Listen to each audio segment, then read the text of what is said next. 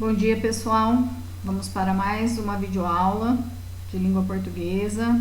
Hoje eu vou iniciar fazendo a correção das atividades da semana passada, na página 6 da apostila, 6 e 7, exercício 3, 4, 5 e 6. E depois que eu fizer a correção, eu vou fazer uma revisão dos conteúdos, porque eu vou deixar lá no link da escola uma avaliação para vocês.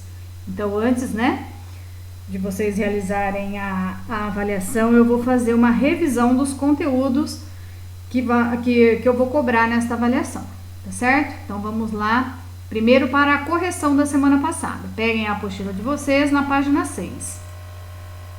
Terceiro exercício. O terceiro exercício pedia para vocês observar a frase a seguir, extraída do texto. Então, tá lá, ó. Muitos filhos ganham autonomia para transitar pela cidade sem a devida supervisão. Então, essa frase foi retirada do texto, que está aí nas páginas anteriores, e a questão A pede para que vocês sublinhem as palavras que são substantivos. Então, relembrando, substantivo é tudo que dá nome a alguma coisa. Então, quais são as palavras da frase que são substantivo? Vocês deveriam ter grifado filhos, autonomia, cidade e supervisão. A B. Que palavras podem ser criadas a partir do substantivo filho?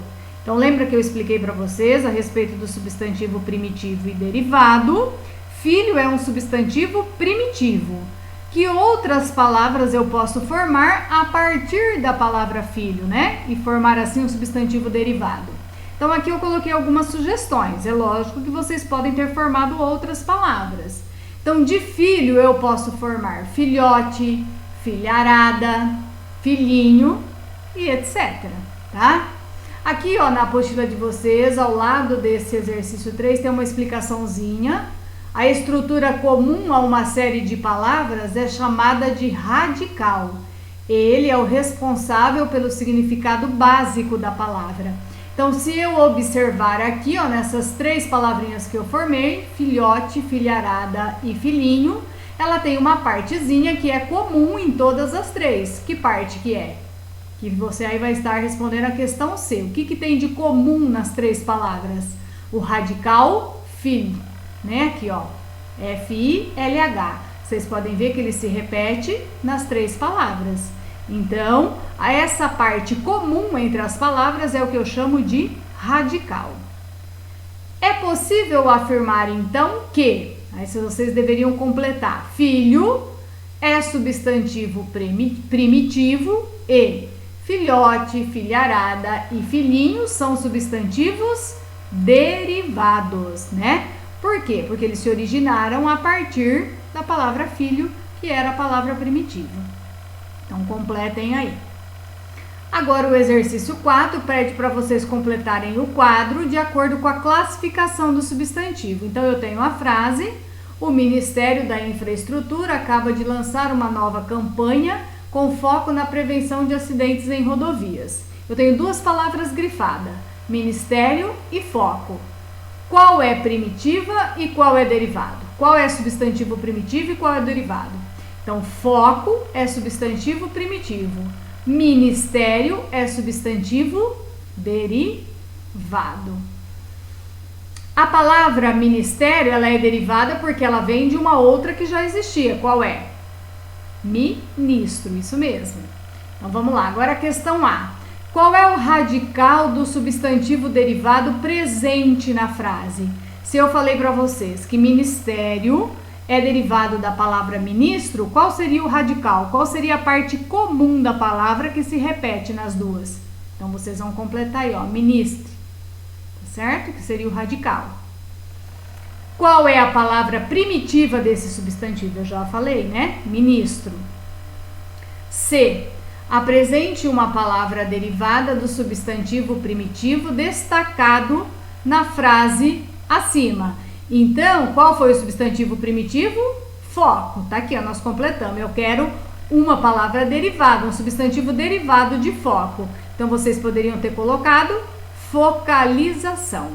Pronto, formei um substantivo derivado. 5. Releia o trecho a seguir. A iniciativa tem como objetivo alertar motoristas e passageiros sobre a importância de cumprir devidamente as normas expressas no Código de Trânsito Brasileiro. Letra A. O substantivo em destaque, qual é o substantivo em destaque? Volta lá, ó, motoristas. Então, esse substantivo, ele é primitivo ou ele é derivado? Isso, derivado. Então, assinalem aí a alternativa correta.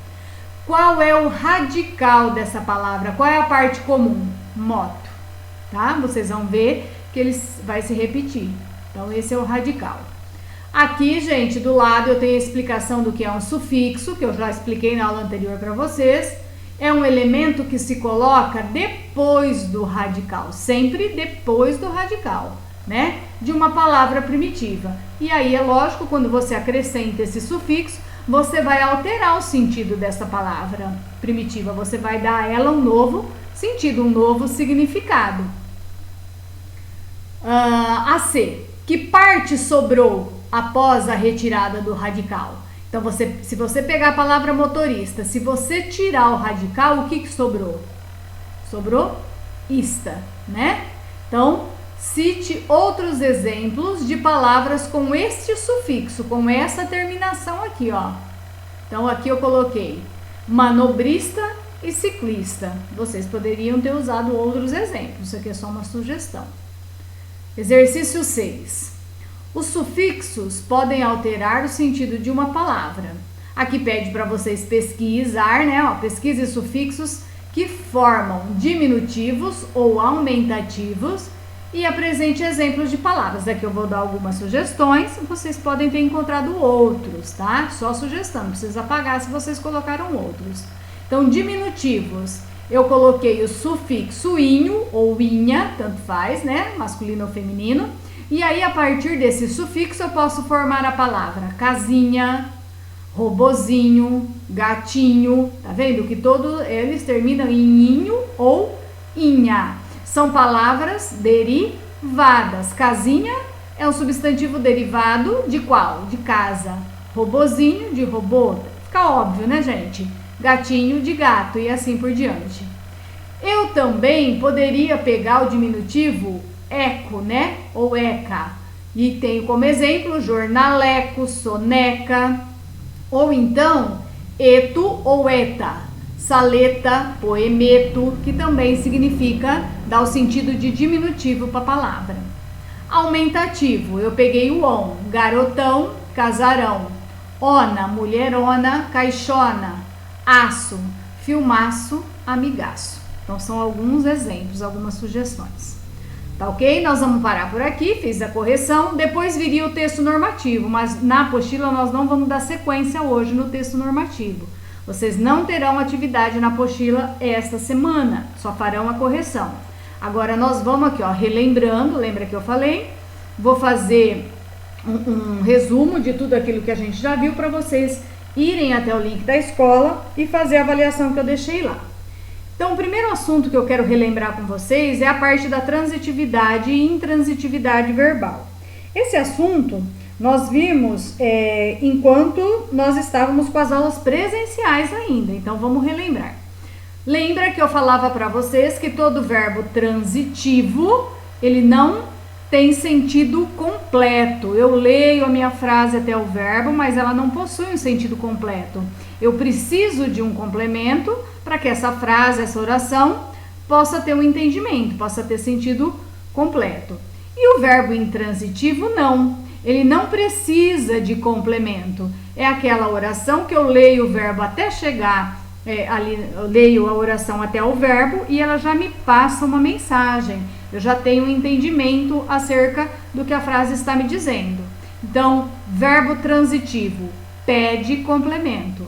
Verbo intransitivo, não pede, não precisa de complemento. Então, aqui está explicando, ó. Enquanto a transitividade do verbo indica a necessidade de completar o seu sentido com complementos, a intransitividade verbal indica que os verbos têm sentido completo. Assim, sozinhos, os verbos intransitivos conseguem transmitir a informação sobre o sujeito. A transitividade verbal indica a relação entre os verbos transitivos e os seus complementos. Isso porque, sozinho, o verbo transitivo não tem sentido completo, o que significa que ele tem que transitar para um elemento que o complete, ou seja, ele vai precisar de um complemento. Todo verbo transitivo precisa de um complemento. Aí, nós temos dois tipos. Lembra que eu falei para vocês do verbo transitivo direto? E nós temos também o verbo intransitivo direto. Então, não esqueçam, verbo transitivo, ele precisa de complemento. Quando é que ele vai ser transitivo direto? Vamos ver.